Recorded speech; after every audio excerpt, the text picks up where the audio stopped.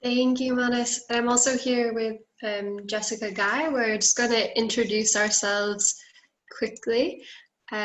So my name is Sally. I work at Fab Lab Barcelona for the past year now, and I'm working on EU projects, namely right now one called FoodSHIFT 2030, which is based on reinventing the European food system.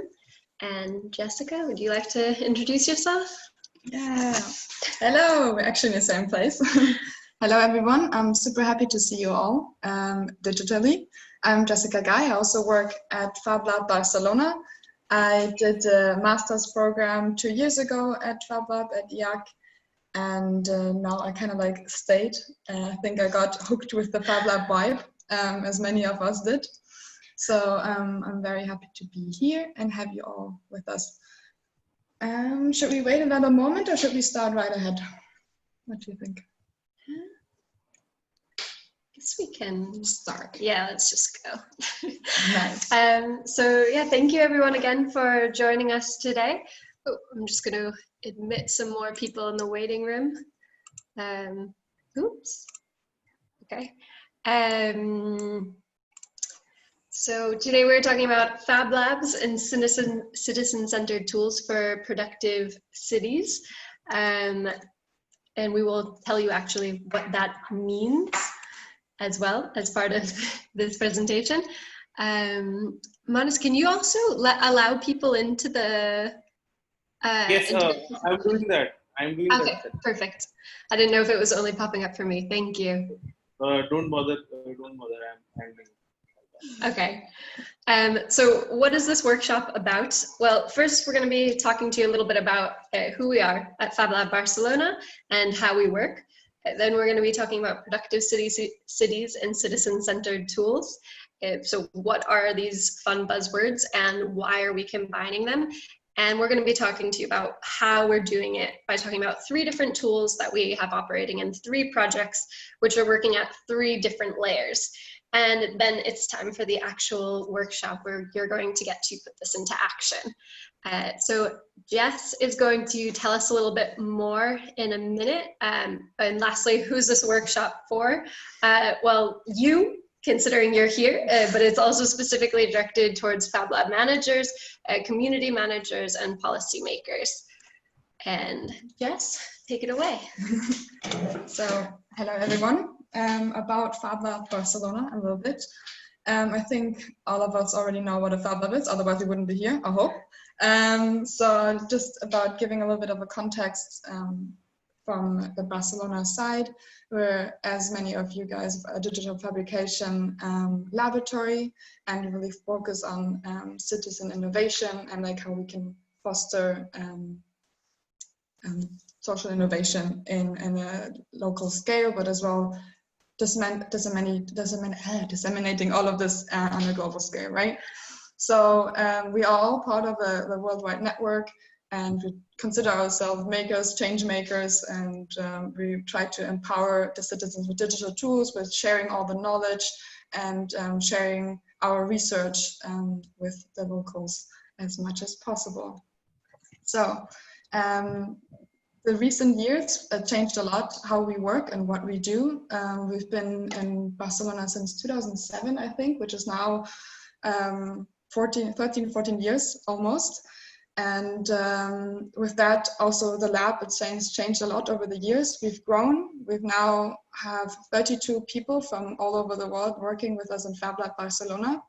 And this makes our group more diverse, and we grow yearly. And with that, also the challenges we're trying to face are getting more diverse, and also like we grow with them.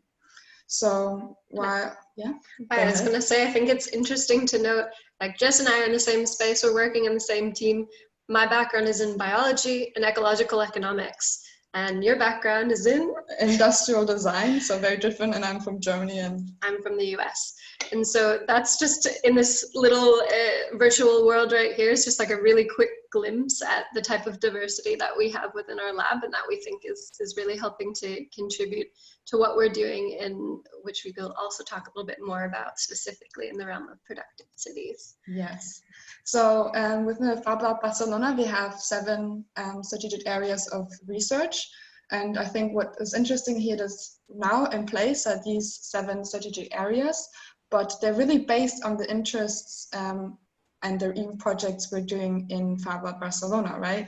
Because we have certain people with certain backgrounds, for example, Anastasia, which is the lead from materials and textiles, or Guillaume Padron, for example, who is in the sense-making area. So really based on the people we are in the lab, we have these strategic areas, and when we're looking into like how the future of these research areas could look like, maybe they will change as well, because we don't always know what kind of people we have and what kind of challenges will come for us as people of the world, right?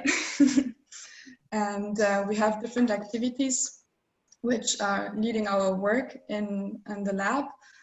One huge sector which is super interesting is the educational part. We also have research and innovation and product and services. Within education, we actually have different means of doing this. Like we have the master's program, which I was the part of 2 years ago. We've been also how do you say that? Managing the Fab Academy from Barcelona. Actually, Luciana, not us specifically. The Global Fab Academy is managed out of Barcelona. Exactly. And then there's Fab Academy, hence the Academy. Yes. Yeah. Exactly, which is managed by Anastasia, right? Yes. So, and then also we have different learning experiences, which was really based on the work from the Future Learning Unit, which is Savi and Santi. And I think you've, maybe some of you already has seen them in the last couple of days in some work, or maybe at this moment in another room, who knows? And then, yeah, we have the research and innovation sector, which is EU projects which we're working on, which are quite a few. I will show that later. And then the product and services, which is like disseminating basically, or like trying to make whatever we do into a package which we can then bring to citizens or to companies and further like elaborate on the work we're doing in-house. And municipalities as well. We work quite closely with the city of Barcelona and with other municipalities. Exactly. And these are just a few of some of those projects. Yeah, some of the collaborators we're working with, many companies as like IKEA, Nike, whatever, we're working with together. But actually the more interesting part is the next one is the EU projects. Some of them already finished. Some of them are quite active right now. For example, Pop-Machina, which I'm working on, or I think one is missing right now, which is FoodSHIFT, which is specialty. But these are all, we mentioned these EU projects, and maybe based on your region, you have access to different types of projects that don't look like this. And we basically talk about our work within these projects because this is how we are able to do what we want to do. So we think of these projects as ways for us to continue the work we want to do. We make sure to really look at each of these different types of projects and try to shape them to see, okay, if we want to continue working on food and tech, for example, which is what we would like to do with FoodSHIFT, how can we help create that role for us within a project? And so just if you'd like to go a little bit more. So that's, we think of these as ways to actually push our research forward. And we do have quite a number of EU projects, but like I said, that's specific based on our area of the world. And it's not because we're here saying, yeah, everyone do EU projects. That's where it's at. EU projects are great and we learn so much from them and we have so many opportunities from them. And that's part of the reason why we pursue them and why we also encourage our other Fab Labbers to get involved in projects, to work with collaborators to continue pushing on the work that they want to see done. Exactly. So go ahead, Sally. Yeah, so now what you've all been waiting for the first part at least, we'll be talking now more about productive cities and these citizen-centered tools.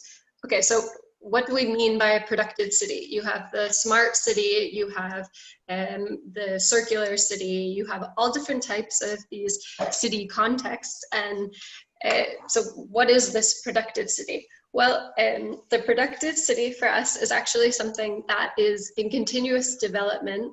It's been born out of the concept of the Fab City, which we had first started here in Barcelona in 2014, with the idea that in 2054, we as a city will be able to produce everything that we consume, or almost everything possible.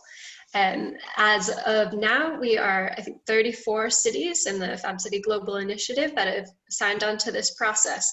And we found that through this, okay, well, what does a Fab City really mean? Well, they are productive cities. And a productive city is a city that is using materials and citizen intelligence to build new products and solve local problems. And it's able to do that within the boundaries of the city itself, keeping material within the city, waste within the city, because you can turn it maybe into new added value products, and only data is realistically going in and out. So why are we talking about productive cities?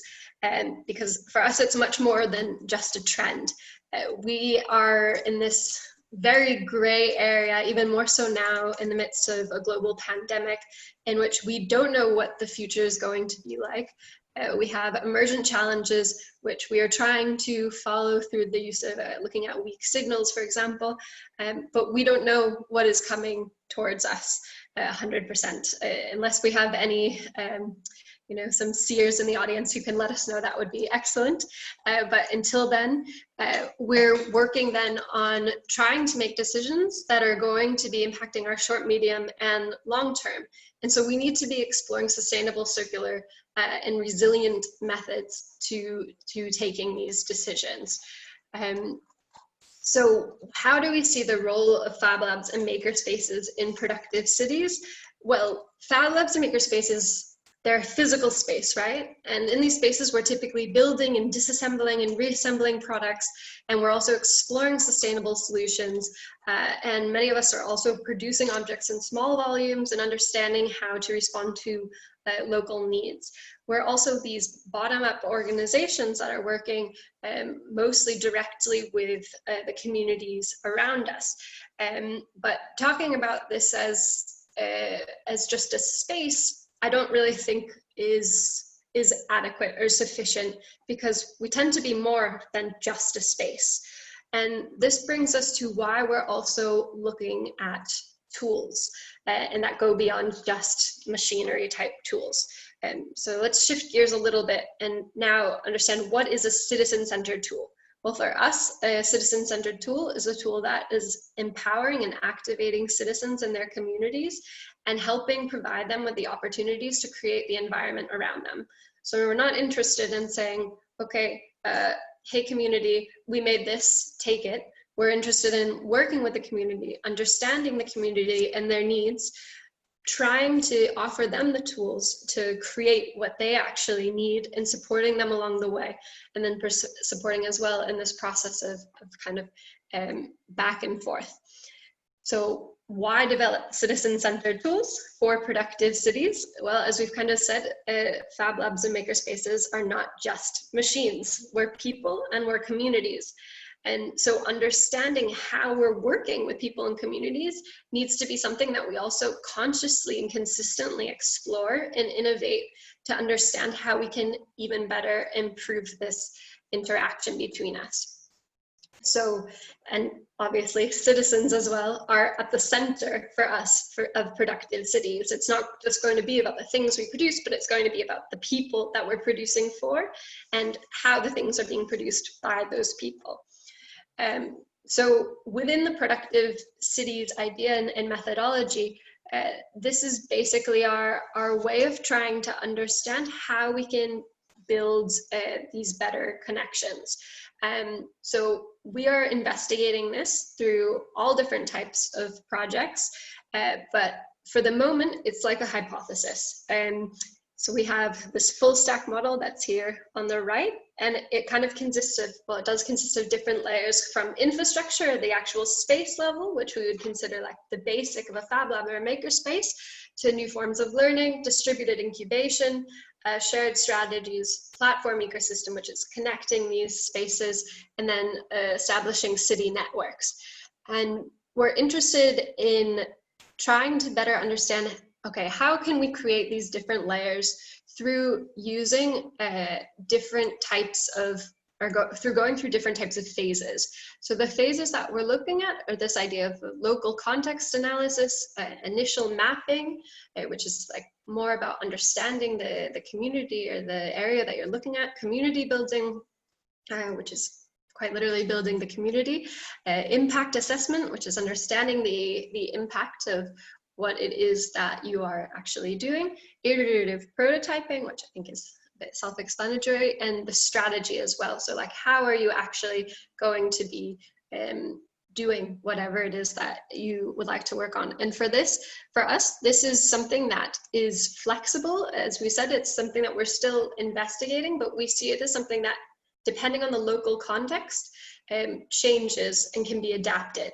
So it's not a model of, okay, you first go to local context and then you go to strategy and then you go to mapping, but maybe that changes depending on the project and initiative, and maybe even within a project, you actually have different breakdowns of how this is working. So what does this actually look like for us in practice? Well, now we're going to go through 3 different projects that are working at several different layers of this, of the full stack model. Thank you, Jess. And the first one that we're going to be talking about is, it's a project called Pop-Machina, but the tool itself is a training academy for circular makers, and in which we're using a train the trainer methodology. And so we'll be talking about that first, followed by a project called SISCODE, but the tool itself is called Remix El Barrio, meaning mix up, or to mix, to newly mix the neighborhood. And then we'll be talking about a tool through FoodSHIFT, which is essentially the pilot itself, which is focusing on putting food technology in the hands of citizens. So now we're going to go to our Miro board. Also, if you want to, we have one question in between. Yeah. Maybe before we start the session, is from Julia. Yes, perfect. I don't know if she wants to speak up herself, or if you should read out the question for her. Yeah, Julie, if you'd like to go ahead and ask. Yes. Hi there. Thank you for your presentation so far. I'm from a Fab Lab in downtown Boston called Fab at CIC, and we are run as part of a co-working and innovation center in Boston. Okay. And I am really impressed with the work that's come out of Fab Lab Barcelona, but I also wonder, given your position within a university, you know, you've been mentioning all these funding opportunities that you've acquired, and I wonder, like, do you see those same opportunities available for other Fab Labs that are not connected to a research-focused agenda as part of a university or school? And just your thoughts on how other labs that aren't connected to universities might be able to position themselves for, you know, maybe not quite the same super deep scope of research that you're doing, but something that begins to take steps in that direction within a scope that's perhaps more relevant to the local community. That's a really good question. Thank you for bringing it up.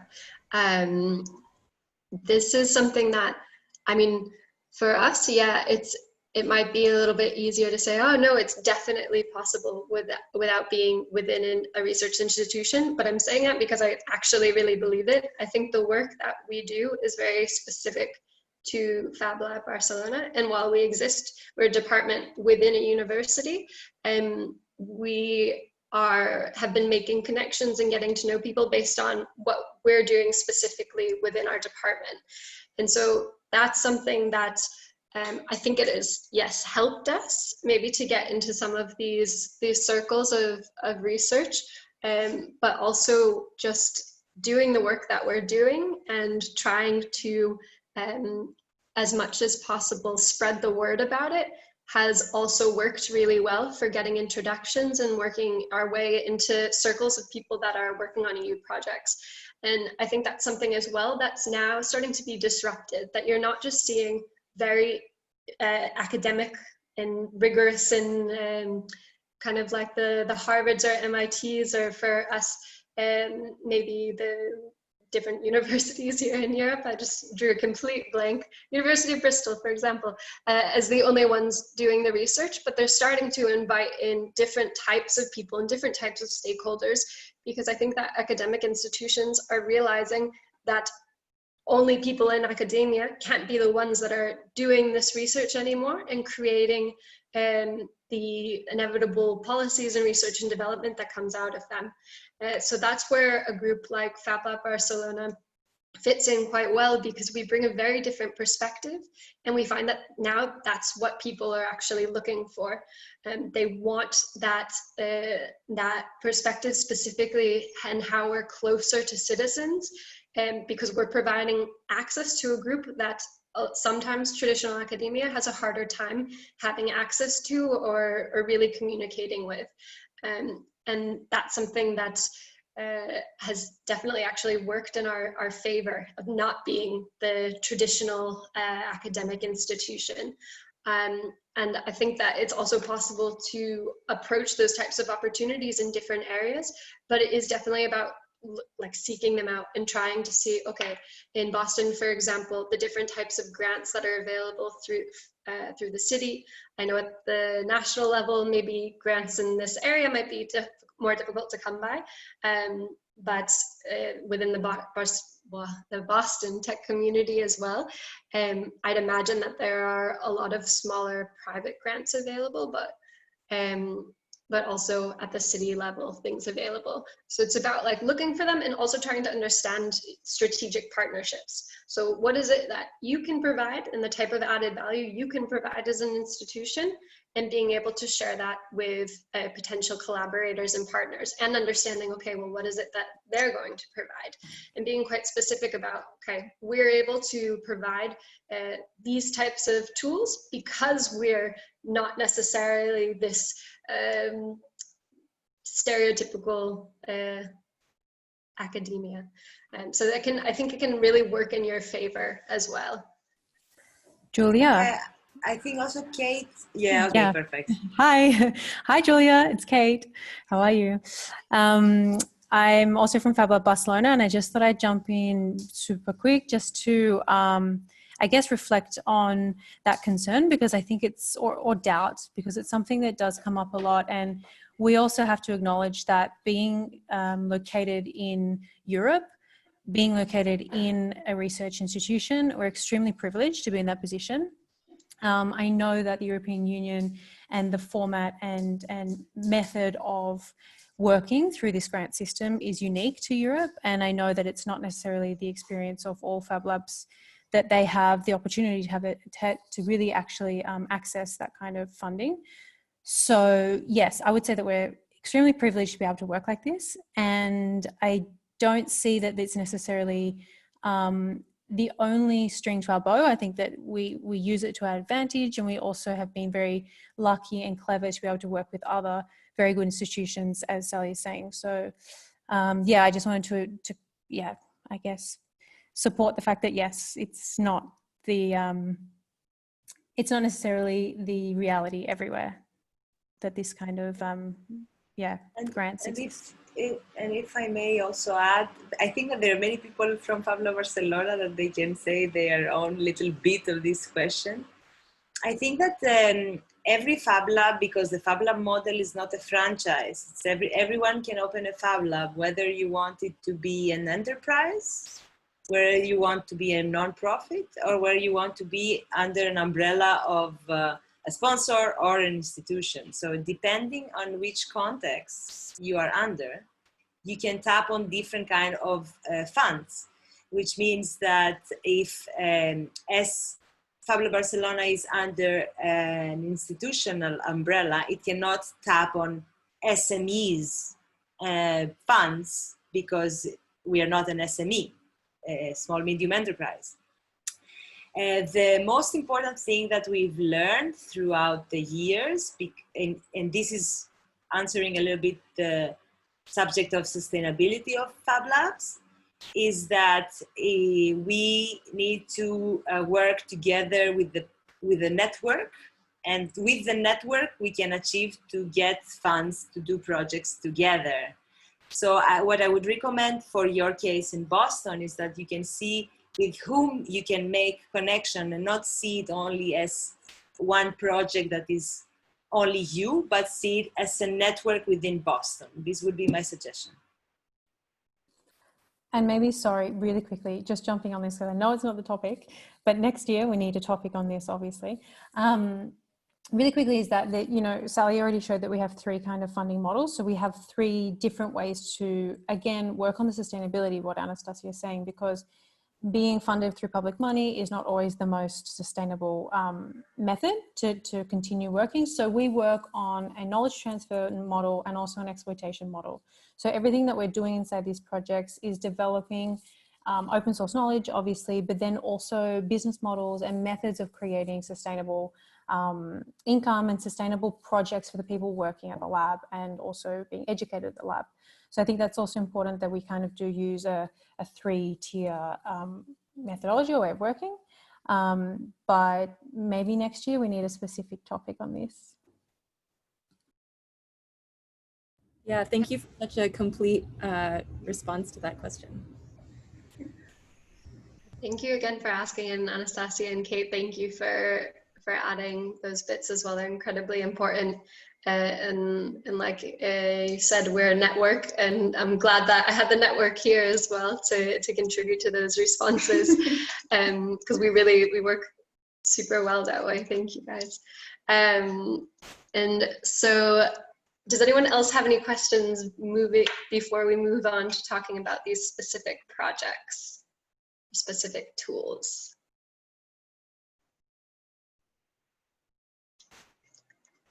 All right, I will then, if you're still seeing my screen, we're going to go over to Miro, which I've heard you have been getting quite a lot of experience with during these sessions.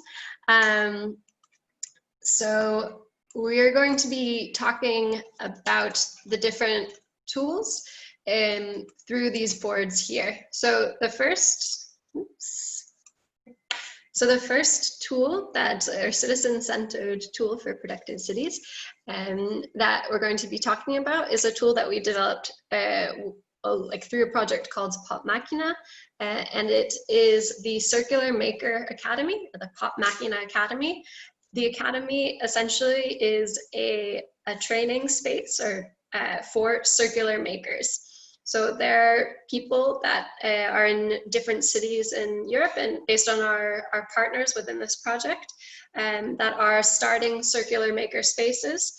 And we are training these people how to actually create a fluid and liquid circular maker space from the very, very beginning, from the kind of the start process, which was teaching them about creating a website so they can start with documentation, to all the way to the end of helping them get machines into the space and overall working and building community. So this was the first phase of the Circular Maker Academy. It was creating the strategy. So if you remember, I showed you briefly that with the Productive Cities methodology, we're using this sort of circular grid, and that there can be different combinations within this grid of how we're approaching creating tools. And so for the Circular Maker Academy, we started with creating this strategy with saying, okay, we know that we are going to create this Maker Academy because that is the part of the project that we had more or less, for lack of better words, signed up for. And so we've created this academy that is not just a space to talk about okay, what does a Fab Lab look like? But how can a Fab Lab be in terms of how to be responsive, how to create community, how to address local challenges, and how to then specify as well on more specific challenges within the community. So we went from strategy to getting these group of local circular maker champions, as we're calling them, who are nominated by each of the different cities that are participating in Pop-Machina in the training academy. And each of these people are participating in the program. So we've been creating community among them by working on a Slack channel with all of them, encouraging them to share their weekly homework assignments. We have 2-hour classes. We've been having them for the past... We have 9 sessions. Now we've had 9 sessions of 2-hour classes in which the trainers are sharing their experiences and giving feedback on what were their challenges and what were their successes with the assignment for that week. And then we'll have another session actually throughout October and November. So we're working on building community amongst us in that way. And then we're also providing them with the tools to analyze their local context. So each of these makers are working within their own cities, and their cities have wildly different contexts. We're working in These Leoniki, but we're also working in where? In Thessaloniki, Kaunas, Piraeus, it's a lot of different cities. I'm sorry, I just had once again a little bit of a blank. But these cities have very different contexts from actually the challenges that they're thinking about tackling, but also the size of the city, the I guess acceptance for these makerspaces, the newness of these makerspaces. So how can then they take these lessons more or less and adjust them and apply them to their local contexts? So we're calling these challenges. So then maybe, for example, I think in These Leoniki, they're working with plastics. And so that is their challenge. So moving forward to this iterative prototyping area, they're looking at ways to reuse and reduce plastic and incorporate it into the community. So that is how they're then taking that challenge and then prototyping it and trying to understand how to work with their community. And then at the very end, we have the impact assessment. And for us, what this looks like specifically within the Circular Maker Academy is that we had a survey at the very beginning of the academy, and we'll have a survey also at the end of the academy to evaluate the makers on their experience and also on the skills they acquired and their learning dimensions. And so this ranges from asking them, for example, do you think you're a maker, which an overwhelming amount had at the very beginning said no. We're hoping they all say yes by the end, to asking them about their experience with working with modeling and casting for 3D design, for example. So this is one example of how we are taking citizens and we are putting them at the center of this type of productive city experience. And this is starting from the kind of base level of, okay, what are these spaces going to look like? What are the types of learning that we want to be able to work with within these spaces and with the people that are working within these spaces? So before we go on to the next example, does anyone have any questions or comments? And we'll kind of go through each of the examples. More or less, we have like 10 minutes at most per example. And then that way we have more time at the end to actually allow you guys to do this yourself for challenges that you have or initiatives you have within your city. So for now, it's kind of quick questions with examples, and then we'll have more time to actually talk more about this process and what it can look like in your context in the second half of the session.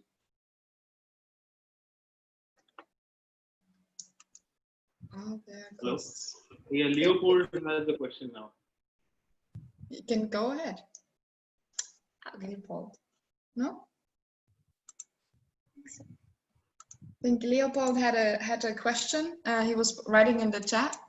Do you want to elaborate on this, or? I can't see the chat. I think he was asking, are there any costs? So regarding there's no cost for the maker champions who are participating in this project, as this is an EU project and the calls were put from the municipality out locally. They were asking in different ways, so like explaining the project itself. So the people who are involved in this as maker champions right now, they don't have any costs. The idea is though behind it that after this capacity building or training sessions, which started a few months ago and will end in October, that these people will actually work in the makerspace itself later and help to establish the space and kind of like forward the knowledge to more people, which is like the kind of like the autonomous stage we're hoping for afterwards. Because right now we're like in a guided phase, which we guide them through the process and like trying to make them understand what we're doing, and we're helping and supporting them, and we're hoping for this like autonomous stage later where they don't actually need us anymore, but really implement the knowledge and the skills they have learned throughout this academy. So yeah, no costs. And is there only cities or rural areas?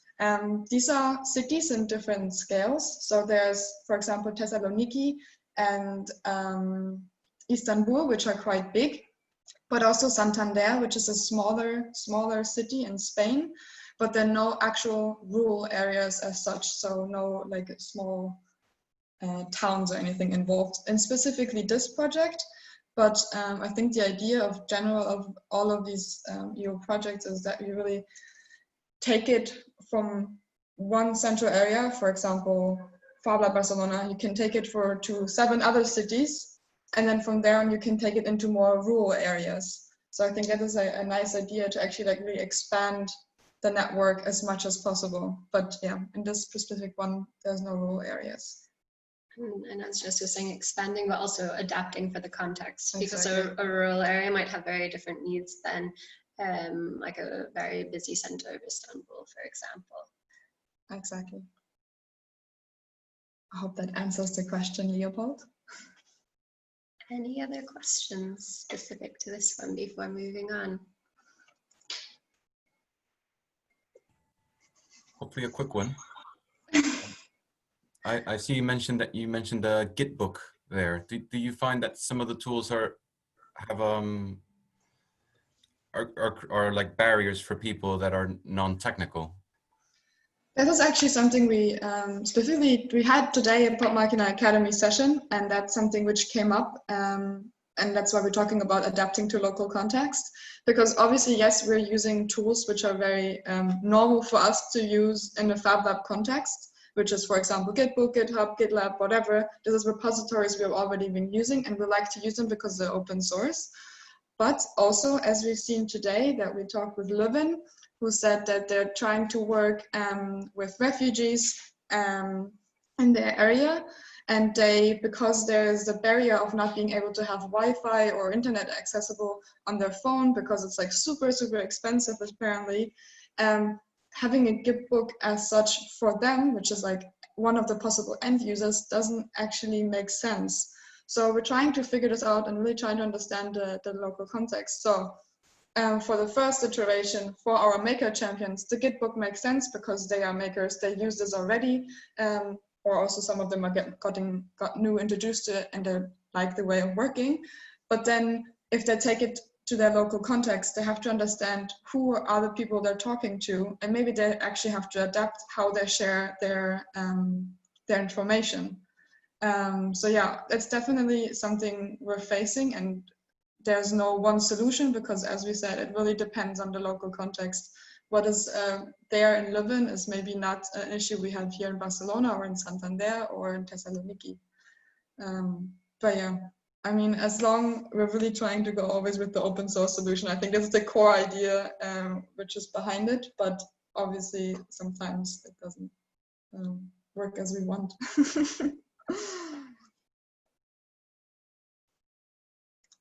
Any other questions?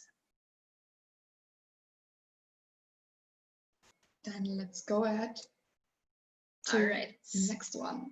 So now we're going to move on to talk about a tool that was developed through the project SISCODE. SISCODE itself is about co-creation tools and creating co-creation tools and testing them in different areas. And the specific example that we're talking about is the pilot that we had here in Barcelona, or part of the pilot rather, and it was called Remix el Barrio. And so that means, mentioned earlier, but kind of to mix up again the neighborhood. And this was one part of the pilot, and it was more or less an incubation program. And how this more or less began within the pilot itself was through a local context analysis. So this was the project participants from us at Fab Lab Barcelona going into the community and trying to understand, okay, as a community, what is it that is needed? What are the central, or not rather what is needed, but what are central issues? And something that came up time and time again through interviews and talking with different types of people and reading a lot was this issue of food, and specifically food waste.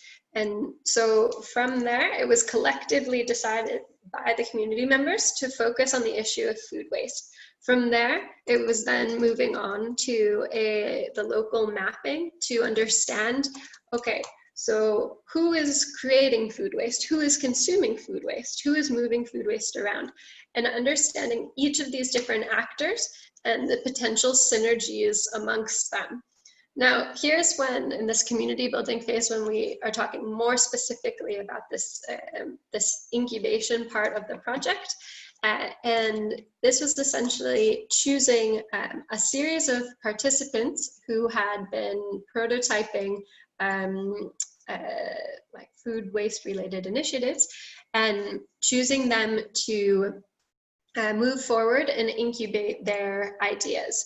So how did they actually, the Fab Lab members help to build community within this group of people?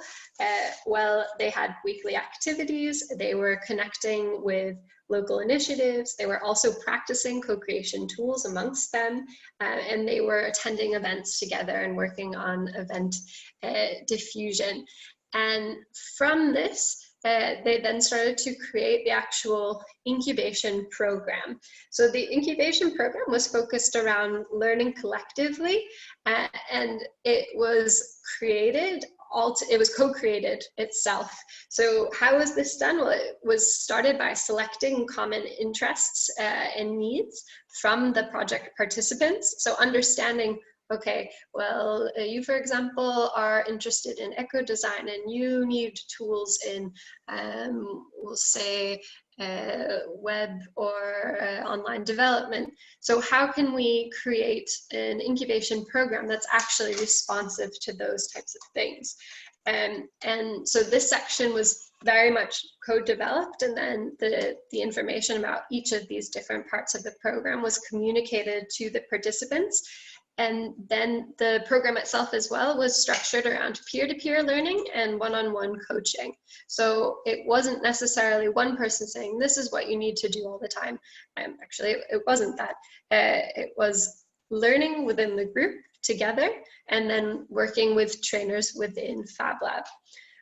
And from this incubation process, then the different participants were working on iterative prototyping. So actually taking their concept for more of this test phase, which is what they had originally done earlier in their relationship with SISCODE, to creating a final and testable and usable product, or consumable, or other types of Googles, based on the different types of participants. So we had one participant who was creating cookies, or 3D printed customized cookies out of food waste and food scraps. We had another participant, or they were a duo actually, called Tria Livid, and they were creating or they are creating materials out of the pits of olives. So if you know anything about Spain, you know that we eat a lot of olives here, and we like them in our vermouths, and we also like them in our olive oil. And so we have a lot of excess produced by olive products. And so this was something that they had thought about, and now they're actually, they're being recognized, I think, for the work that they've been doing, which is really, really great. And another example would be a group that had worked on taking orange peels, because we also drink a lot of orange juice here, and taking the orange peels and actually making a jacket out of those peels. And then moving on to the impact assessment section. So what did that look like? Well, that was talking with external experts and external stakeholders and having them reflect on what people were doing and what that was like. And also doing interviews with the actual participants, and also having them participate in critical reviews of what they were doing throughout the process. So having these auto critiques as well. And providing some basic tools for self-assessment.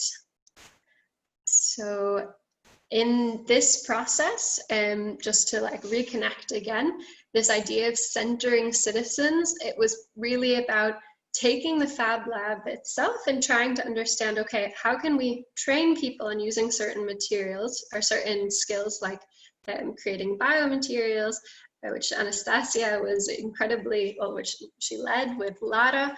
And how can we train people in these types of skills that they express that they want to then be able to create other end products?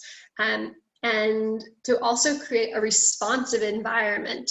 So it not just coming from us and being more of a one-way street, but rather co-creating with the participants who were neighbors and other people living around Barcelona to create an experience that they actually needed. We had some questions in the group chat, more about practical questions, so I'm going to address them really quickly. Sure.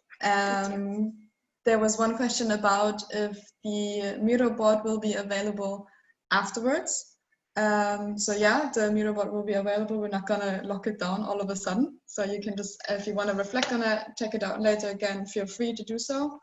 And regarding the links to the projects and the tools, they're all in the presentation. I can share the link to the presentation again.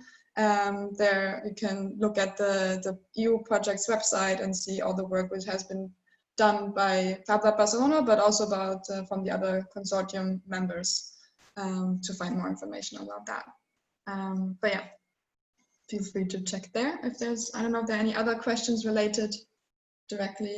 And we also have Anastasia and Milena who are participating in the workshop, and they are working in this project, so they might be able to answer. It looks like Milena is doing a great job answering some questions in the chat as well. Thank you.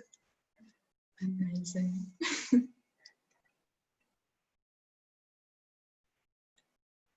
All right, so we'll move on to the last example then. Oops. I was doing that the whole time earlier. I just kept moving things all over. Jess had to lock them for me so that I didn't destroy the Miro board. Because while everyone else seems to be quite good at using it, I'm still getting there. But anyway, our last example is through an EU project called FoodSHIFT 2030, and it is the pilot that we're running called Food Tech 3.0. So Food Tech 3.0 kind of came out of the local context analysis, really, which was understanding, and sorry, first I'll specify again what is Food Tech 3.0, because that is just an abstract term. What we're working on is creating open source technology related to urban food production, consumption, and elaboration. And we're hoping to do that over the course of the next 4 years. through a citizen-centered pilot, and we're one of 9 different pilots in cities around the EU. And so when we decided, okay, this is something that we would like to work on, this was really this step of the local context analysis of thinking, all right, currently the food tech that exists, and when I say food tech, I mean different types of seeding machines, maybe vertical farming structures, maybe different types of sensors that are deployed to understand humidity or temperature. This type of tech is typically privatized. And if it's privatized, it means that it's not very accessible, because you either have to buy a service or you have to buy a product in order to have access to it. So we're interested in actually making that tech accessible to people, putting it into the hands of the people and training them with it as well. So we're not just thinking additionally about tech as just a thing, but as a process. So this all kind of unfolded while looking at the local context analysis of thinking as well, okay, we don't want to just look at only things, but also the processes that accompany them and how we can actually help equip communities with them. So the next step then was understanding the initial mapping. So the initial mapping for us here looks like understanding different types of existing open source food tech and related initiatives that we have in-house and related to our local partners, and then steadily moving outward. So local partners, for example, that are already working on things, for example, Abono Kilometer Zero, which is a startup that is creating local fertilizer through vermicomposting all neighborhood food waste, which we hope to not have food waste at all, but while we have it, and they're creating abono or fertilizer out of it. So it's understanding where these other initiatives are, where are they right now in the process of development? Are they, because we're only looking for existing initiatives, so where are they in that space?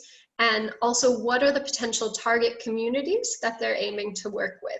So that's the phase that right now we're still very much into, because FoodSHIFT as well only just started this year and ends at the end of 2023.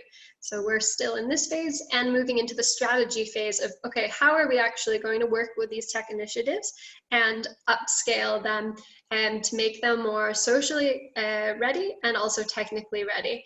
And so we're more or less doing a combination of what was being done in SISCODE with Remix Alvario with the incubation program, and also with the Circular Maker Academy, and trying to combine these to more or less create a responsive tech training program for the different initiatives that we are likely going to be working with. So then it's taking these, and here you'll see it splits between iterative prototyping and community building. And here is where the idea of processes really comes into play, that we're not just looking at a product necessarily, but how it actually incorporates itself into a community, how a community can use it, benefit from it, and help to train others in its use. So we see these happening at the same time, more or less, of the initiatives we'll be working with coming in, finding their community of practice, and then testing their prototype there, going back, improving, testing, improving, and also working on how they're interacting with the community and how you can build community around these processes and products at the same time. And at the end, once again, we have this idea of impact assessment, which actually we did at the beginning as well of the project, which is analyze the technical readiness levels and the societal readiness levels of different types of innovations. So we're doing that as part of the initial mapping, but what we did generally at the beginning of analyzing the local context. So this idea basically of looking at, okay, what is open source food technology? Okay, generally, where are we on a social readiness level and tech readiness level of that here in Barcelona? And so reflecting on now a bit of, once again, how this is centering citizens is that we're not just thinking about, okay, well, we want citizens to have access to these tech, but we want to create a program that is responsive to citizen needs. We want to make sure that we're enabling tech that is also responsive and contextual to the needs of the community, and thinking about, once again, processes, because products, or maybe they would just be kind of machines or concept on their own, but these things don't operate in isolation, they operate within communities. So how can we actually make that a focal point of our pilot here? And so, Jess, did we have any questions pop up? For me, for some reason on my screen, I don't see the chat. So that's why Jess is here filling me in, which is really helpful. No, Kate was super nice to share all the links in the chat. So besides them being in the middle, and also hi, besides them being in the middle and in the presentation, they're also in the chat. But no, there were no questions so far from FoodSHIFT related topic. Okay, we'll wait another like 10 seconds, and then we can take, I think we have time to take a few minutes break. 5 minutes. Yeah, a 5-minute break, and then we can start on the workshop. We'll be here, so if you have any questions anyway, you can always ask, and otherwise we'll see you in 5 minutes to start the more interactive workshop portion. Thank you, guys. See you in a bit.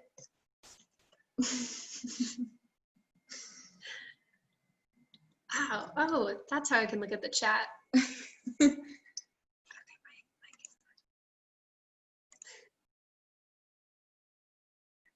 Oh, Oscar had a question about how we are adapting these types of tools during COVID. So multiple ways. Yeah, a lot of different ways. One of the main ways is that we've had to move everything online pretty much. Well, we are here in person, but communicating with our stakeholders, for example, is now happening completely online. And that creates a very different dynamic. For us, from the perspective of analyzing local context and initial mapping, you can do it online, but it is nice to be able to have that just back and forth with either your peers or with stakeholders, especially with projects like with SISCODE. They had done what's called a synergy soup, in which they got all different community members together to actually work on this mapping and understanding the local context all together. And so that's something that we can do in an online forum, but it doesn't always come with the sense of real community that you get from having a physical event. So that's something I think that we're definitely suffering from a bit. I know, being at the start of FoodSHIFT, well, SISCODE is well into the project. They're finishing, I believe, at the end of this year. And we, however, in FoodSHIFT are at the beginning of this process. And so while we're first starting to connect to stakeholders, it makes it a bit more difficult to get people excited and get the energy going. So that's also pushing us to be a lot more creative. We're also lucky to have the consortium behind us, because we have sessions where we're with the other pilots and we're talking specifically about this. Okay, how do we, we're just starting a project, how do we get people motivated and involved if we can't even meet physically? So that's something that it's really, there's not any good answer, I'll say, to it, other than just a lot of brainstorming and rapid prototyping, essentially seeing what works and then trying something else if that didn't work, or tweaking it. A lot of using these tools like Miro, Menti is another one that we've been using quite a bit, which is the word is coming to me in Spanish. It's a survey website, but you can access it live. So you have people write in as you're presenting, and then the presenter has on their screen all of the responses coming in. That's been quite a useful one. I think also in Pop-Machina, I think is a really good example for the academy, which we planned initially was an immersive training program in October, where the participants of the Maker Championship would have come to Barcelona to have this immersive learning experience, learning the tools with us, understanding how to build communities, how to run a space, actually see Fab Lab Barcelona, because some of them never been in a Fab Lab before or in a Makerspace before. So we really were planning on this, but then we got hit by COVID-19. And thanks to that, we also had really to rethink what we're doing and how we're doing this. Especially, I mean, all of you know, learning tools online is not, or like machines online, how to use a CNC without having the access to a CNC, it can be quite difficult. I mean, the easiest one would have been probably a 3D printer, which you can take home. But yeah, we were able to adapt it in a way that we said, instead of having the training program immersive in October, we have the training program throughout the duration of 4 months with a break in between of August, and the people participate online. And then also the team here locally had some great job about like trying to adapt to the situation. So for example, I don't know, the presentation which is going on in the other room, or it was a few days ago, was about the SPML, the 6-pack machine. It's basically for 60 euros you can make a mini CNC, which can also laser cut, which can also 3D print, depending on what kind of adaptations you do. And you can make this mini 6-pack. It's called 6-pack because it's as big as a 6-beer 6-pack, like this tiny, to help our students from Fab Academy, but also from the Masters in Design for Emerging Futures to work from at home, as well as different like molding and casting sessions distributed. So yeah, there were like a lot of adaptations we had to do, and we struggled a lot, but as we are a lot of people and we see what's going also on in the network, we really like try to share as much and be as agile as possible in the way we work. I think this is also helping us. I mean, we talk a lot about distributed everything, and now we're really distributing everything, even more so than we were initially doing. But of course, we've been pressured to do that in a really short period of time. So it's been really important, like Jess said, just try, or like we were saying earlier, just trying different things and seeing what works. But yeah, Pop-Machina Academy has been a really interesting example. And I think we've also been lucky in the group of people we've been working with. There are about 32 makers involved, and we have some really animated people in the group, and that also definitely helps. So it's also trying to dynamitize your group a bit and getting people to want to participate, asking questions, asking them about themselves. That's something that we've found helps with participation quite a lot. And so trying to also minimize the time that you're speaking, which for this past hour, we know we've been speaking a lot. Don't worry, your time is coming. But really thinking about that as well, trying to put the center on the people that you're working with and trying to think of ways to get them talking as much as possible. Which brings us to our point right now. Ta-da! We would love to hear from you people from all over the world, because I mean, we're doing this project with our consortium members from the EU projects, and also here locally, obviously. But we know that all of you work in different ways in different Fab Labs all over the world, and we'd love to hear from your side what are the challenges you're facing. But maybe Sally will elaborate on this matter. So we're going to move the Miro just a bit. I don't know if I can take people with me. I just see your names all floating around. But we're essentially going to go through this similar process that we've just presented now, and we're going to help go through it with all of you. So what we're first going to do for about 5 minutes is that we'd love if you could list some of your challenges or projects or initiatives that you're currently working with, or maybe you just worked with, on these here yellow sticky notes. So if you can put your name and your organization name and describe, oh, no, see. Well, that's also participation is not mandatory, so do not worry. But if you would like to participate, so just put your name and your organization name. If the initiative or project itself has a name, you can put that, and a very, very brief description, like 1 sentence. And so once we have a bunch of cards going, then we'll move on to the second part. We'll kind of go commenting things as we see them for now. It's very interesting watching people move around and write. Yes, I can see already Andres and Gonzalo adding. And Hideo also. Yes.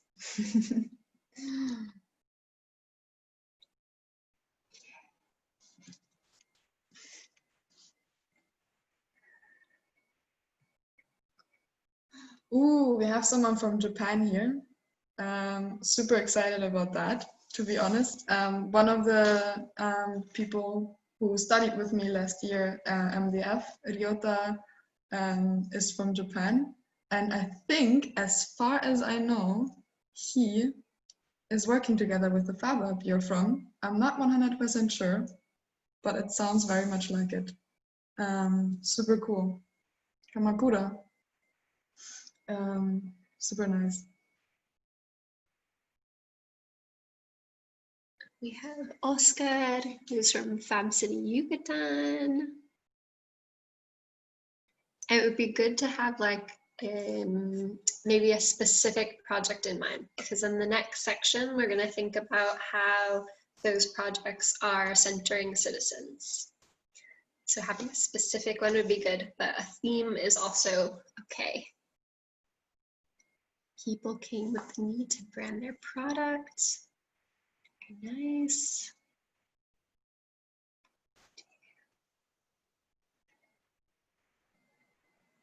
Also, if there are any intellectual properties, any issues with the sharing settings, let me know in the chat. Otherwise, I just got one from Christy from Metabolic.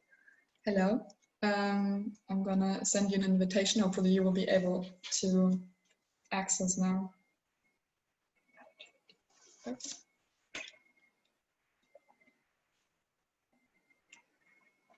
What else do we have? Let's see.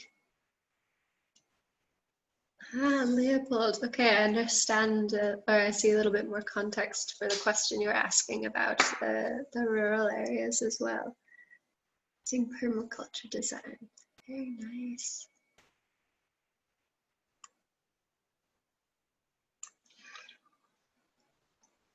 Everywhere else.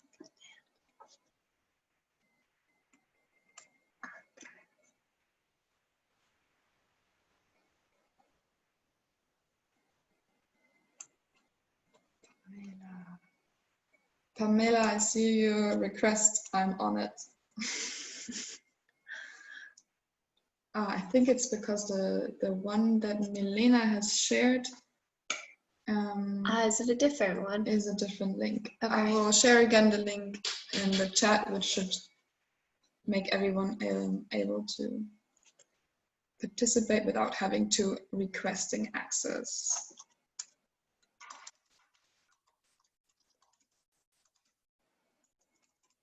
Oh yeah, and now I see it labeled as well why Open Eco Lab was so familiar, as Milena just mentioned. We were both in your session yesterday in the afternoon. I was looking saying, hey, that sounds really familiar.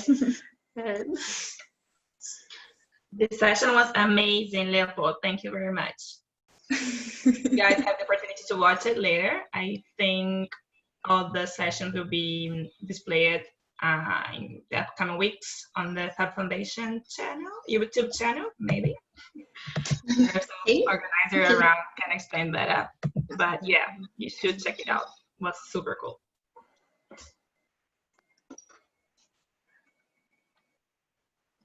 All right, so let's take another 2 minutes, 1 minute.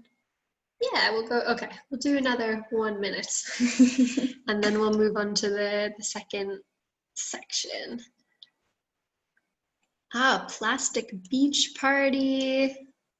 Or maybe plastic beach and party are separate, but putting them together also sounds really fun. Small scale plastic recycling.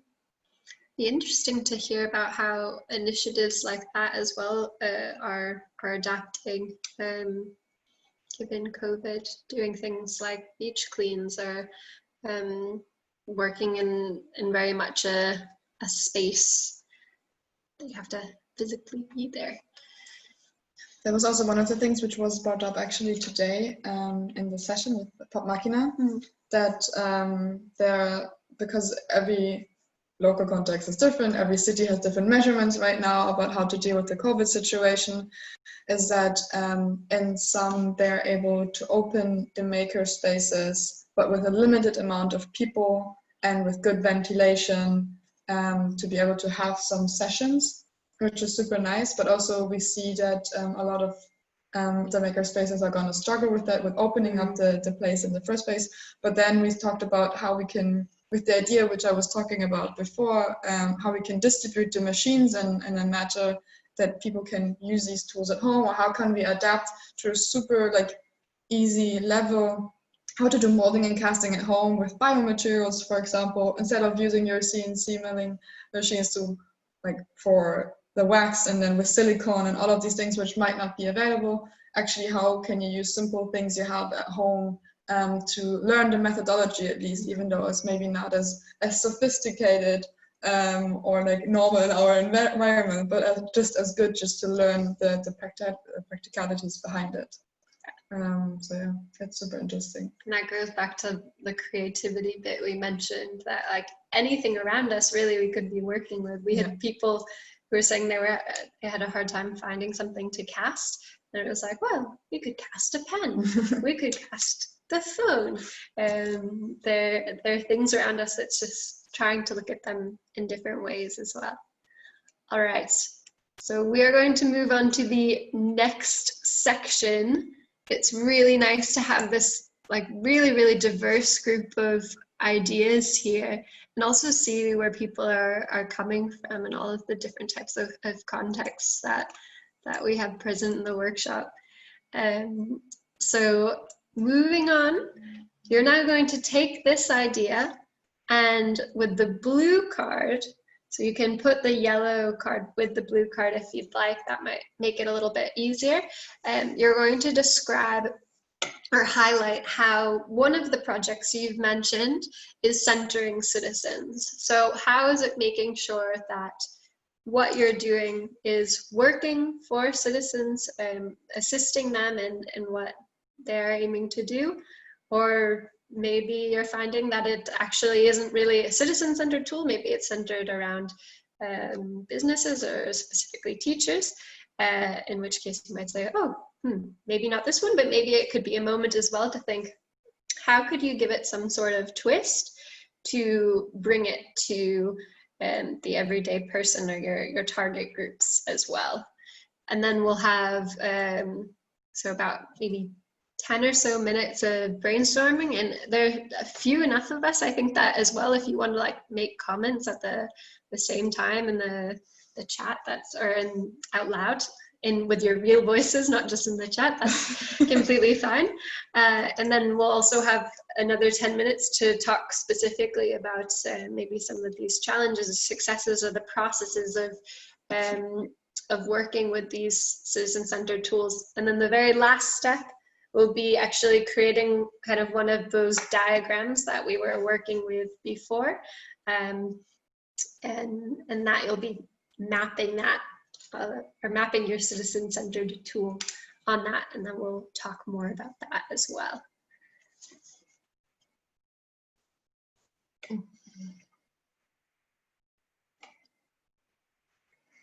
Open equal on the countryside. That was the one from Leopold. Very nice.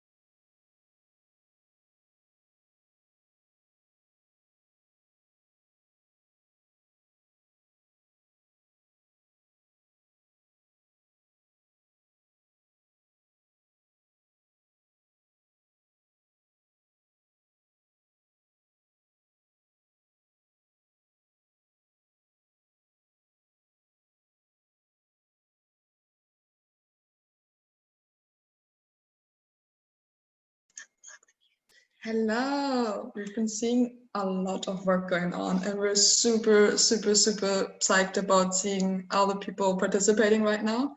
For example, we see Andres from Participatory City all the way on the bottom. We're super curious to hear from you later how you do your work, because we follow your work really closely and it's a huge inspiration for us. So hopefully you will share with us a little bit your insights. As well, we're seeing some very, once again, like a diversity of things. Hideo, you've said the human-powered power plant. That is definitely citizen-centered sounding, if they are going to be powering it. So it'd be great to hear more about that. Citizens putting data, learning tools, prototyping solutions.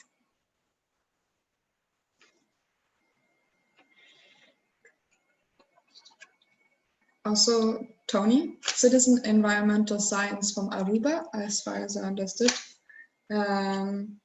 Also very curious about hearing more about that later, because it seems like something that we've been working on as well in-house. So nice to see how a similar topic can be iterated differently in a different city or area. And specifically being an island, which has different constrictions when it comes to resources and how that impacts you as well. So it'd be quite interesting to hear about that. Oops, sorry to whoever aquaponics project I just moved around. Food autonomy for low-income communities. Ooh.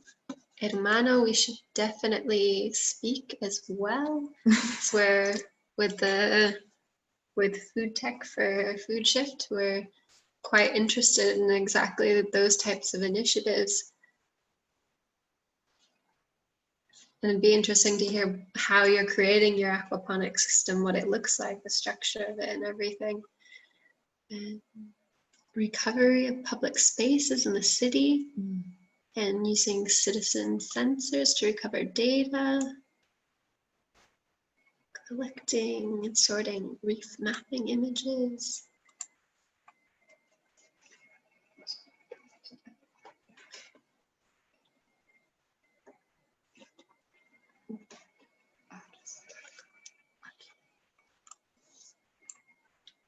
There's a really nice project going on all the way to the left on the middle. From Aristarco, if I say the name correctly. If not, I'm very sorry, but maybe you can share later about this project. It sounds very interesting as well.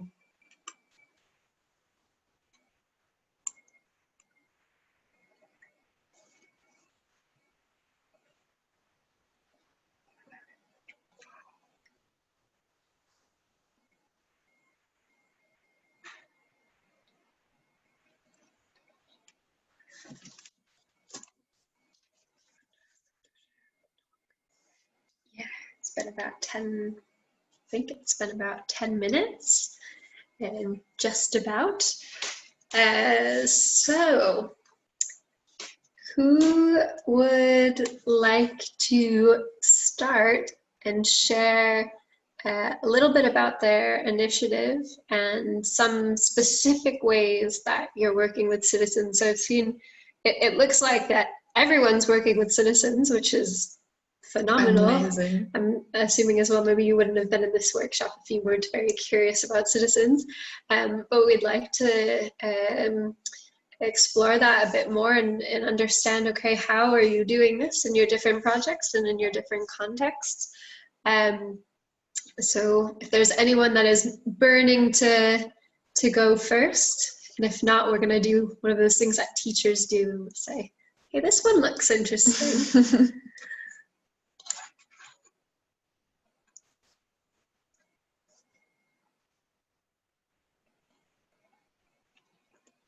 How about... Ooh, please, someone may unmute and share about their project. We would be so curious to hear. I was just raising my hand, hoping not to interrupt anybody. So I'm happy to go first. Yeah, Andres. Hi. Hello. Hello. It's a bit of a cheat because we're first a citizens engagement charity, and then we got a warehouse and a makerspace. So it's quite easy for us to do the citizen engagement. So the way we started was we have like little locations around the borough that are kind of like high street locations with big glass windows where people like do different activities and they share different things that they know or engage in things that they like. So we like to call it as participation. So if people just do something that they like and they share it. There's things like different activities. One of them is called trade school. Another one might be called batch cooking, and so forth. So that there's lots of little things. And then what we have is the big warehouse, which was very focused on getting people to work together. So it started with something called the Collaborative Business Program, and the focus of it, or what we were trying to do, is to make sure that people were let's say, working together and going together to market, going together, to the same stall, selling everybody else's product and that kind of thing. And then other things that we do is to excite people is to do these little activation activities. So sometimes we will come up with an activity and we'll offer it, and other people will join and say, oh, that looks interesting. They'll just join to that. But that's very short, and we have like we've been on it for 2 years, and we have a 500-page report on the second year and a 300-page report on the first year. So I am probably not doing it justice. But yeah, I think that's how we went around it. So it's not, it's a bit of a cheat, as I said from the beginning. Well, we love it. It's a great cheat for sure. But I guess that brings a question of when, and it's because you're cheating, I'm asking you a hard question now. When you're trying to engage with new communities, how do you go about doing that?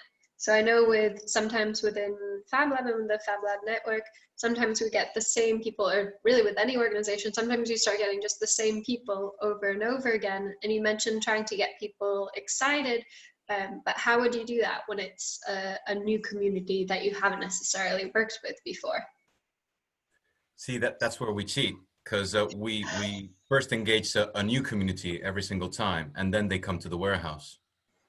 So Okay. the news, we publish this newspaper every 3 months, and they go through physically through letterboxes in the Okay. boroughs. So they, you know, we get, you know, they open the newspaper. It's very colorful, a lot of pastel colors, and really lovely. And people just, you know, see something that they like, and they just say, hey, what's this? And now it's getting to a point in which it's getting to word of mouth. We also work with a lot of local institutions, so we call them hubs. So, for example, the Citizens Advice Bureau, the Red Cross, they refer to us. Hey, look, there's like this activity that you could join, or even the Enterprise Center or Job Center Plus, the Job Creation Center. They already know about us, and they refer to us.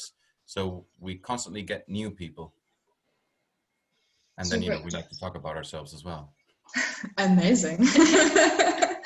On a very practical matter, before we jump to the next one, Andres, how are you dealing with the situation right now? Because we're having, I guess, similar issues with not being able to do activities in the physical space as much. How's it in your area, and how do you deal with that right now? You're gonna love this, because we we did the same thing you guys did. We set up a Mighty Networks thing in a week. So Okay. we actually jumped, our CEO Tessie, she's amazing, and she was already thinking at some point that we need to be online, Yes. to make it accessible to everybody. Yeah.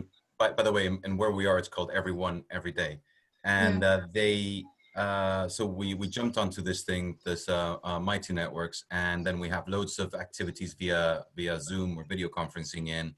Whenever we can't, when somebody doesn't have the internet, we would call them and then put them on speakerphone. You know, we would try all sorts of different things. And then towards the, you know, when the things are starting to relax, we were already working on our next program, which is Tomorrow Today Streets, in which is giving more power to the people where they live. So having activities at a street level directly with their neighbors. So some key neighbors would say, hey, I want to sign up to these activities and things. It's but that's another bit. Thank you so much for sharing. That sounds great. Or we want to get in maybe, hopefully, 2 more quick other shares. Tony from Aruba, can you share a bit about Plastic Beach Party and your work there?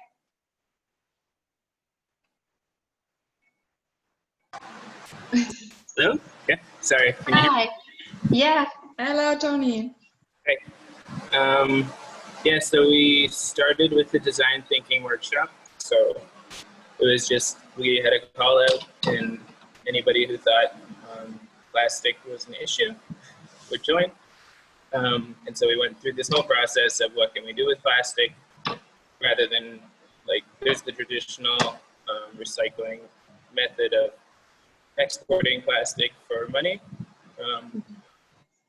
So we went through this process, and we had a lot of interest, and we figured out things we could make with it.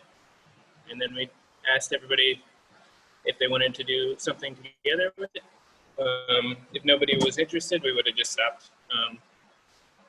So together with that group, we sourced the tools, the expertise, the skills, the networks to build the precious plastic machines. Nice. We crowdsourced the funding, so it's like $5,000, and it was just like asking who in the community wants plastic to be recycled, put a little bit of money towards this, and we'll build like a minimal system. And once we did that, we experimented with it a bit, and then we asked if anybody would pay. So we figured out like how much time it took to recycle a certain amount of plastic, and so we put a price on recycling that would pay for the work it took to do it. And then we worked with first targeted hotels, because there's a lot of them here, and we found some that were willing to pay for what it cost, so it wasn't like they were going to save money by recycling, but they were willing to invest. At the same time, we had it open for the community to bring their plastic and pay the same rate, or if they wanted a discount, they could wash the plastic first, or if they didn't have any money but wanted to recycle, then they could put in some volunteer hours, so it's accessible to everyone. And then at the same time, on the other end, we started making products, but not just manufacturing and having like a bunch of things for sale, but custom products. So demand from local businesses for, like, the first things we did were trophies. So it's something that's like sort of should be highly valued and sort of durable, that someone keeps in their house for a while. So we started making just products for people here, that so they could buy them locally and have exactly what they want and not have to import anything.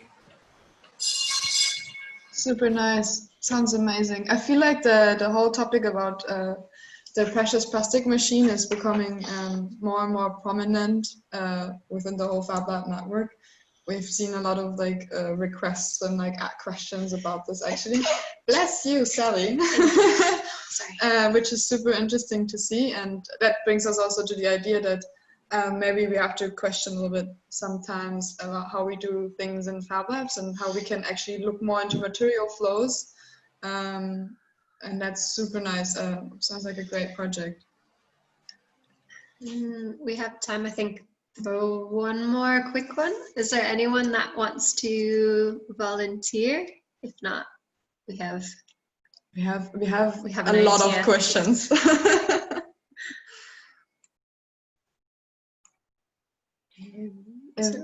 Haru would like to share from Japan, from Oguri, about the human-centered electrical power plant or the mobile solar cooker. We would love to hear about this. Okay. Can you hear me? Yes, we can. Hi. I'm Haru from Japan. I'm a student of the Fab Academy 2020. So my idea is dragged by my final project in the Fab Academy 2020. So at the final project, I made a human power generator combined with some kind of the driving simulator. So when I came up with the idea of that human power generator, it is a kind of the personal use. But in this workshop, I came up with the idea to utilize it to the community. So, may I show you my final project, the slides and the videos, if I may? You can definitely share the link maybe for us in the chat. That would be super nice. Sure. Just hold on.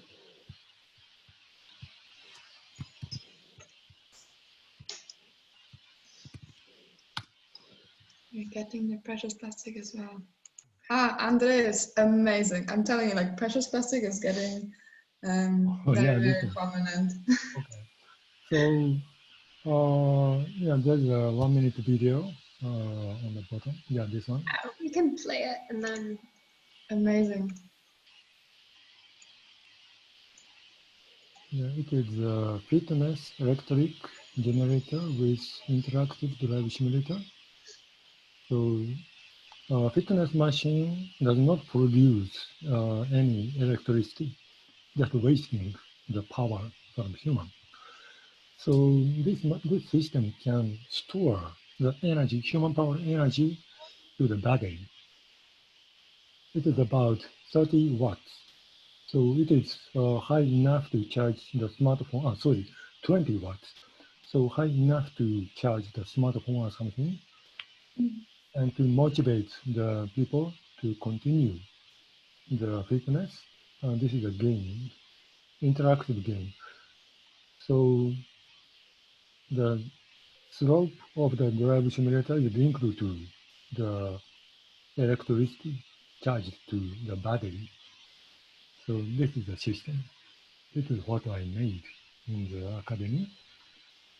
So utilizing this system to the community, charge the battery and use the charged battery as a kind of the money or currency, which can be replaced or interchanged with the food or drink or something. Just like the, how do I say, it's a kind of the basic income. Whenever you can work or move your body, then charge the battery, then you can get some food, even if you're not working with some company or something. So that is the idea I came up with, the human-centered or the system in the community. Yeah. Super nice. Yeah, that's incredibly interesting. And how have you started to talk with any particular people or communities of people that have said, okay, this is something that maybe they would use in their apartment complex or in their office, or Not yet. Actually, it's a very fresh idea in this workshop.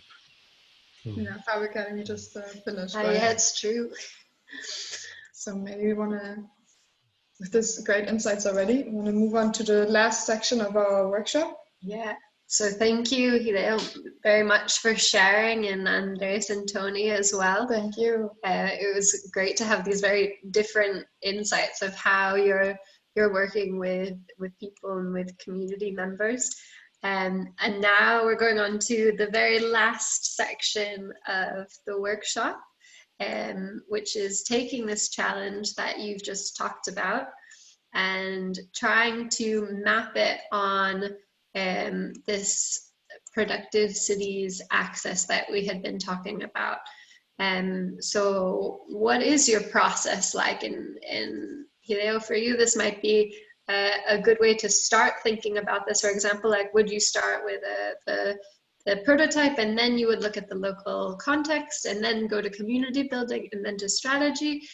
So we're curious to see how each of you are approaching this process in relation to your initiative, or maybe you're not using a type of process like this at all, and that's also really interesting point to be able to talk about following a few minutes of working on this.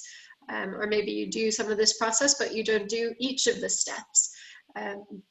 So we're hoping to generate some conversation around that, and hoping that you could each swing on over to the circles, the axes of the productive city methodology, and map out your tool.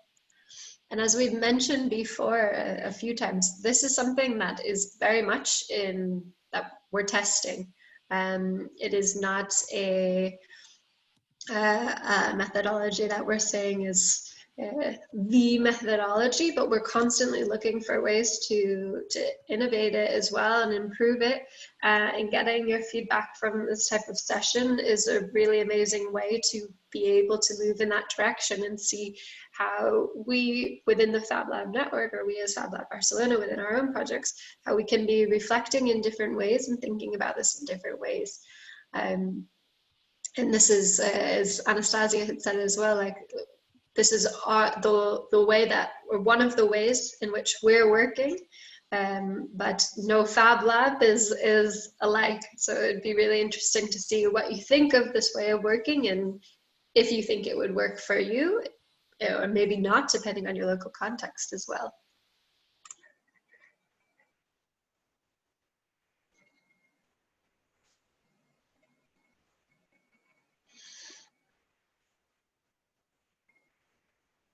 So we'll give you, say, about 10 minutes or so to draw that out and kind of think about why.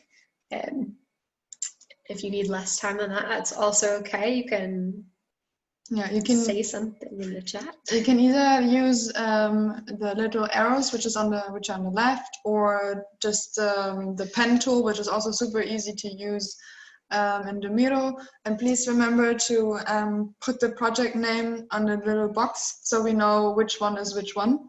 Otherwise, we will have a lot of different ways of doing things. We will not know who you are and what you're actually talking about. So that would be super nice if you do that.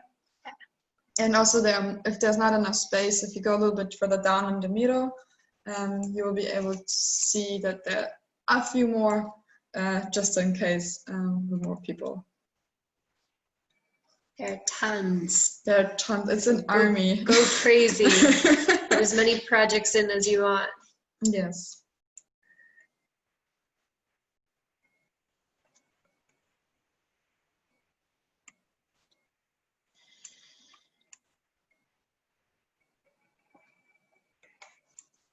The plastic beach party is already super interesting to see how you go along with the project so far.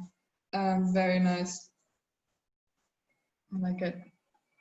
Ooh, here we've got, yeah, because you've seen a little bit with ours, some of them were just okay. You only touched on an aspect once, and other times you're touching on aspects or parts at the same time. But we see that there are so many different ways to do this. Yeah. Also, if you feel like it or want to, you can also just add the link of your project if available to it, especially for the people who want to access this maybe later. It would be interesting to see, to look into more detail into what you've been working on. And I think this is most of the most interesting things of these kind of events, to actually see what the people all over the world are doing. So feel free to add any links to your projects. I love to see all of these. The people moving. All of the little arrows going across. I'm very excited.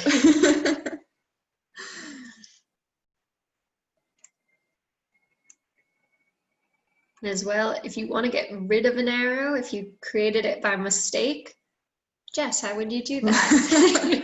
Let me tell you all about it. You just hit the delete button on your keyboard.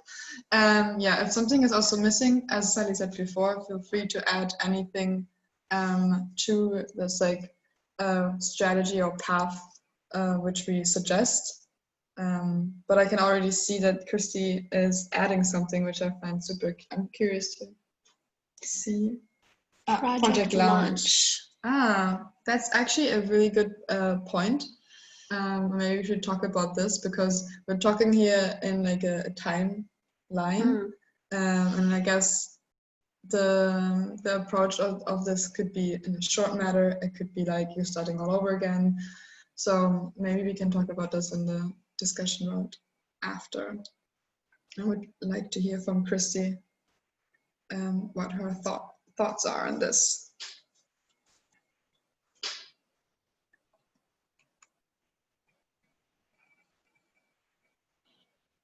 The makers.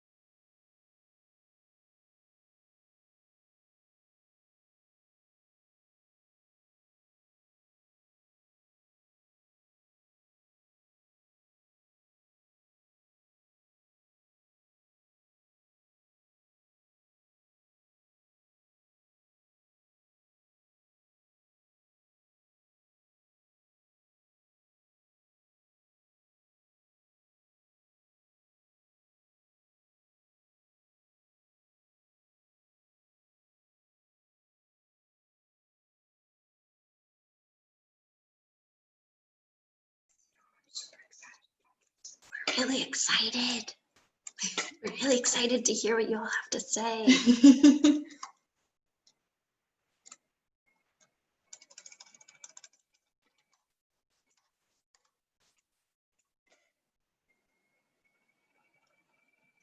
And once again, just a reminder to put your name and your initiative's name or your organization name. So that way we know who's who, or which circle belongs to which initiative and person. Respira confianza.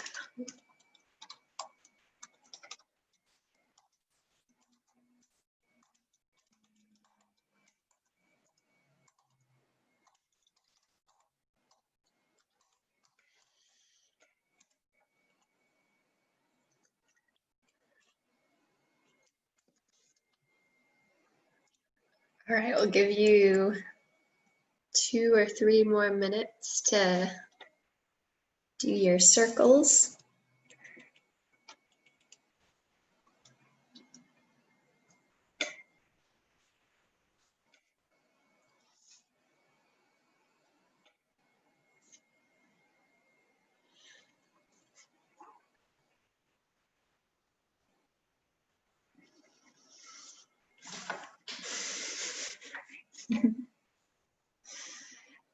And we'd realized that we hadn't added a contact us information area yet. So we just added that to the end of the presentation. So if you did realize you have extra questions for us later on, or want to get in touch with us about our projects, Fab Lab Barcelona, that way you can Drop a line. Drop a line. But actually it's an email.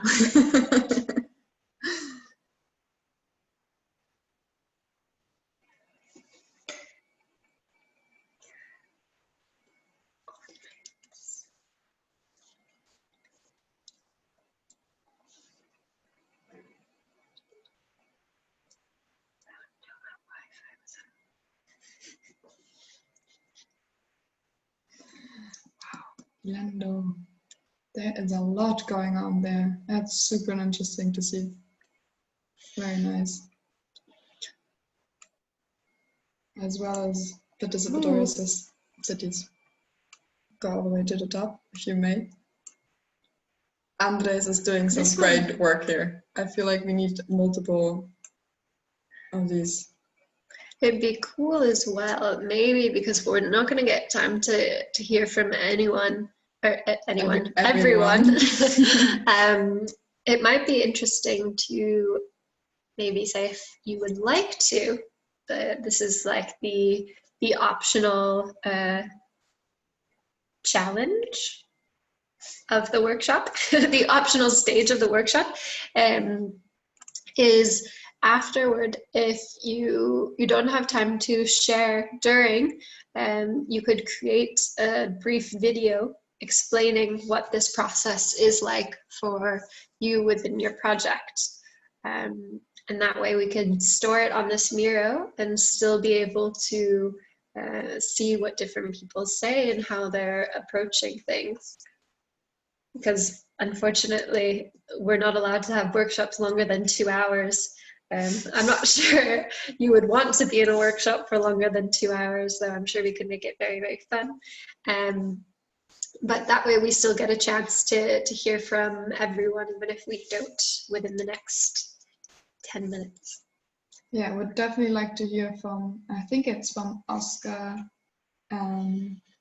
Diaz from Fab City, Yucatan, if you would like to share about the work. Tech tools for climate action in cities. That sounds very interesting. So with that, why don't we, because we only have 10 minutes left, why don't we start hearing from you all? I know Jess had just mentioned Oscar from Fab Lab Yucatan. Yeah. Hello. Hello, Oscar. Hey, hi. Well, I'm very excited. This is super cool workshop, and I've been there in Fab Lab Barcelona studying Fab Academy about 3 years ago, and all the team are super cool. So great to see. And this is like a very exact moment because I'm like prototyping this methodology, and we have an ongoing. Well, I also work at the Fab Lab Yucatan, but right now for the COVID things, so it's very difficult to get clients for an enterprise. So we start to move into the foundation, the Fab City, and with these like funds for this amazing project. So the project are to create and replicate some tech tools like applications for mapping urban mobility and like the urban forest for seeing trees and the green cover. So right now, like yesterday and today, I'm working into this methodology. As you see, this is like my notes. A very good example. It's like a very kind of recipe, but you can like remix it as you want. And that was one of my questions initially, but as we see, each different project have, for example, in my example, the strategy is first, because we are working together with teams that work in the government. So we are like the facilitators, but we have to also share this knowledge and experience with the government team and the citizens. So actually I'm very excited to put like a little bit of citizen knowledge in each part. So that's how it goes. So first is the strategy, got the team in the work. So next we have for the local context, like making a brainstorm ideas.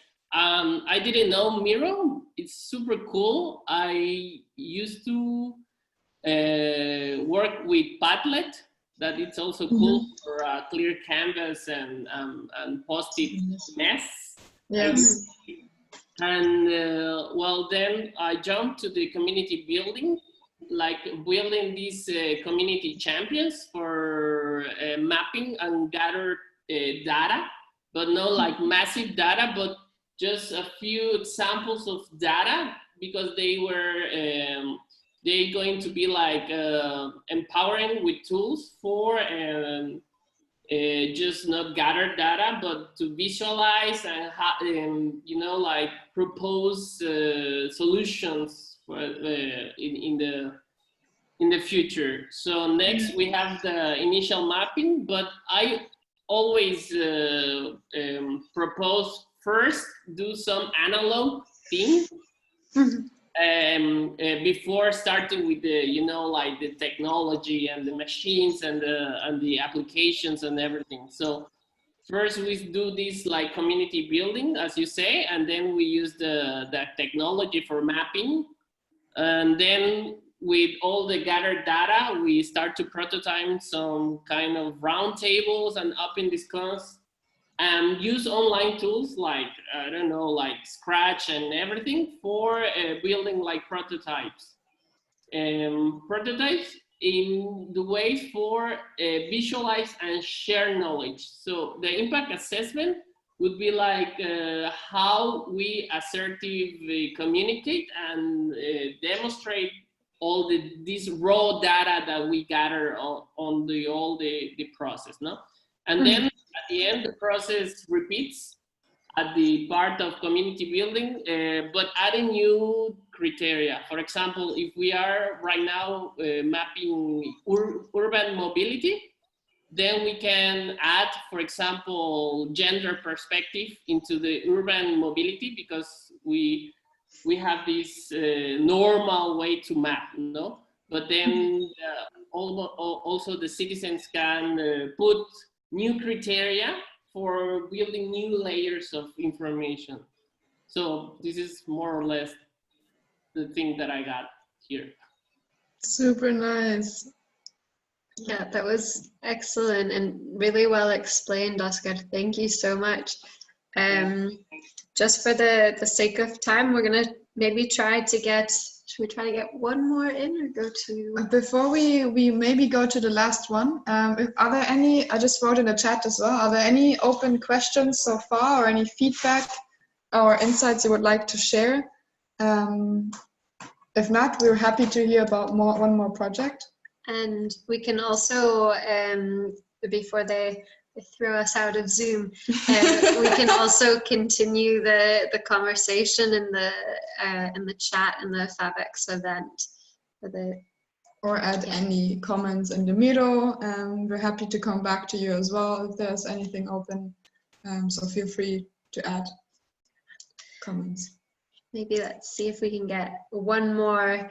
We're going to try to limit you to like 2 minutes tops to explain your process. Maybe one more person. Espera confianza. Ahora sí, private incubation, aquaponics. Let's try. Oh my. How about Andres? Can you explain maybe your very very intricate mapping here, because you've got lots and lots of arrows. Can you tell us a bit about those? So it's the key thing is that Participatory City, it's a research project. So we're basically a research charity.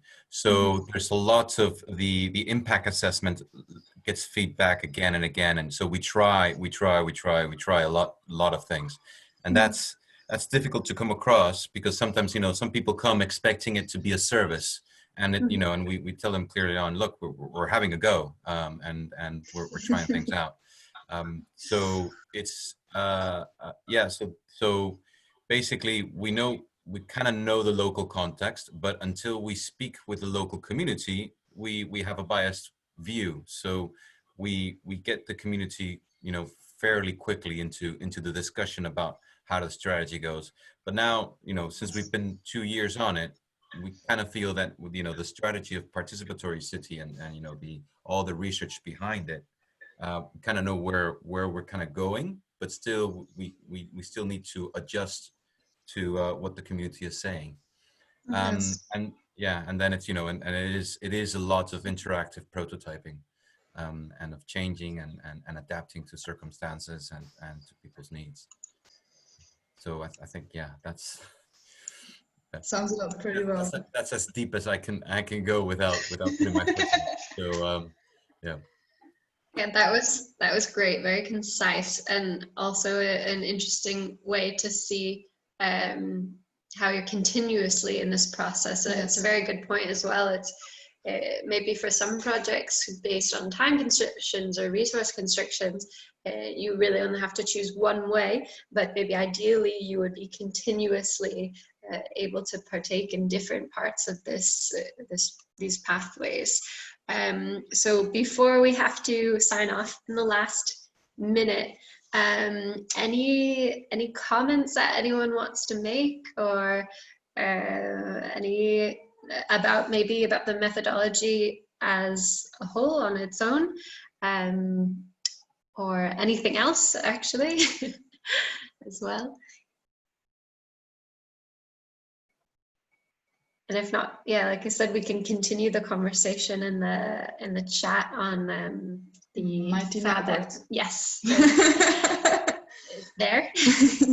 And thank you all so much for participating. It's been a pleasure. As I mentioned earlier, if you want to continue contributing to this Miro board, you can create a short video of you explaining what your initiative is and explaining your relationship to this process. It'd be really, really interesting. Hey Sally, there is a last minute question from Deep Jyoti. She is asking, is the methodology documented? Is the methodology documented? So this methodology is something fairly recent, I would say, based on the experience and the work we've been doing so far. But as everything we share we're working on documenting it. Yes. We, at this point, it's kind of wrapped up within different projects. So we have documented how we're doing this in different projects, but like Jess said, like as a whole, the productive cities methodology is something that we're still trying to formalize. Actually hosting something like this type of workshop and hearing from you all, and we didn't have nearly as long as we would have liked to be able to talk more and more about it. It helps us as well understand, okay, are we moving in the right direction? Because this is something that we're finding it's a template that's working for us, and we're interested in maybe formalizing that more, but we definitely like more input on that, and also different input for ways to adapt to different contexts. So you're helping to shape this right now. Yes. Basically. But yeah, we will share as soon as this is more finalized. We can definitely see how we can share this. Yeah, I think this was the first iteration. Yeah, the first iteration and first exposure to the public. So thank you so much, all Yeah. of you. Thanks for all for participating and like adding so much content to this. We're super happy. Yeah, this has been great, and it's a really good way to end our Thursday. We're about to all go on vacation starting like next week and the next weeks. So we hope that if you're about to go on vacation as well, you have an amazing time and that you enjoy the rest of the FabX events. And Manas, thank you for hosting us as well. Thank you again all for being here. Welcome. Thanks. Thank you. Thank you. Bye. Bye. Well, I guess we'll sit here for a bit longer just in case.